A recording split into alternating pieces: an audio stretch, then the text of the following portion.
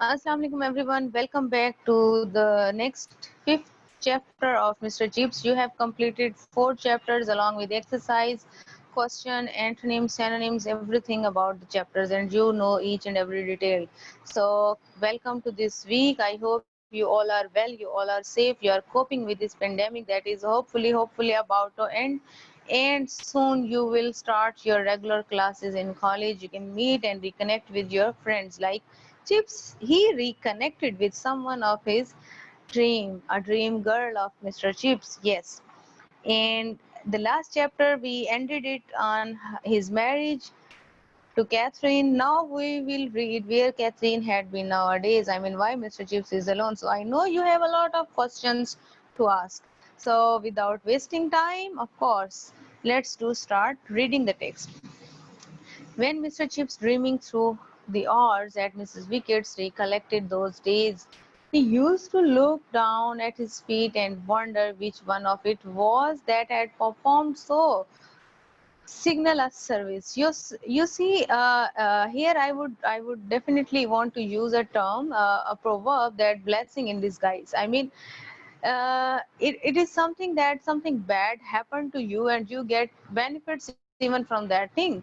Like I would say that in during this pandemic, when there is a lot of suffering and everyone is facing troubles, if besides these pessimistic thinking or thoughts or you can see all these pessimism in your surrounding, if you think about some positive or think about positive approach, you are connected, reconnected with your loved one, with your family.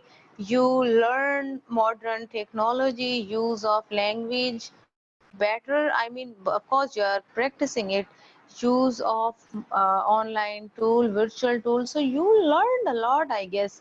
So always be positive and stay positive. So this is what Mr. Chips was thinking. Now he is getting old, he couldn't remember which feet it was that was twisted the day he met with Catherine, but it was his feet. So he was happy that he had that accident. If he hadn't accident, he wouldn't have the chance to meet Catherine, and he wouldn't have the chance um to get married, of course. So that the trivial cause of so many momentous happening was the one thing of which details evaded him, but he saw the glorious hump of glebe. He had never visited the Lake District since, I mean, it was the first and the last time he visited it. And mouse grey depths of waste water under the screes. He could re-smell the washed air after heavy rain and follow the ribbon of the path cross to stay ahead. So clearly it lingered, that time of dizzy happiness, these evening strolls by the waterside, her cool voice and her gay laughter. She had been a very happy person, always. They had both been so eager planning a future together, but he had been rather serious about it, even a little odd. It would be all right, of course. Her coming to Brookfield, other housemasters were married and she liked boys, so she told him, and would enjoy living amongst them. So Mr. Chips was worried whether she is comfortable living at Brookfield or not, even because he have fear at that time that maybe she wasn't feeling comfortable living there, or she was some uncomfortable thoughts, or she wasn't feeling well living among with boys or married masters, but she said she is quite okay with everything. So she was very wise woman. Okay, so and she understands everything better than Mr. Chips does. So here we are. It would be all right.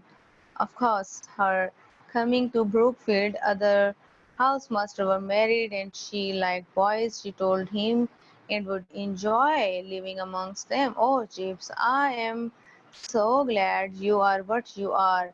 I was afraid you were a solicitor or stockbroker. or a dentist, or a man with a big cotton business in Manchester. So she had a lot of thoughts about Mr. Chips when they first time they met, but she said that she's quite happy to have him as her husband and to have him as a teacher rather than being a dentist or a businessman or a trader. So I mean, school mastering is so different, so important. Don't you think, to be influencing those who are going to grow up into the world? So she is admiring this job of Mr. Chips, and she is quite happy with this as well. Chips said he hadn't thought of it like that, or at least not often. He did his best. That was all anyone could do in any job. Yes, of course, Chips, I do love you for saying simple thing like that. And one morning, another memory came clear when he returned to it. So she is quite happy.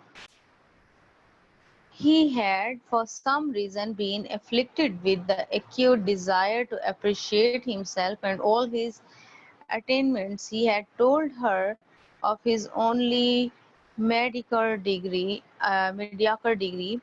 of his occasional difficulties, of discipline, and of certainty that he would never get a promotion. And of course, you see, he has a mediocre degree. I mean, very average degree. He had no professional degree or extra or co-curricular activities or any certificates like this.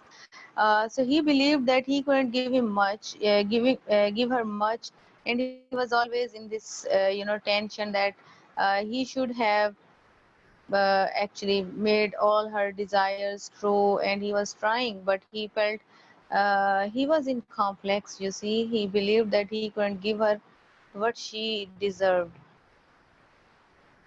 and of his complete ineligibility to marry a young and ambitious girl. At the end of it all, she had laughed in answer. So when he shared these feelings of him, and she laughed at whatever he said and whatever he felt, because she wasn't the person who loves money or who gives importance money too much. Of course, money is something important that you can live with, but it doesn't mean that this is the money that can save you, or only you need money to live or survive in this world. So you need a lot of things. So she is that kind of person. Okay, so this is all about today. We'll complete this chapter inshallah tomorrow. So same here again, the same thing that I used to say daily. If you have any question, you can ask in comment section. And if you didn't have any question, then create a question, at least read it, because I know you must have a question. Okay, so till then, Khuda Hafiz and take care.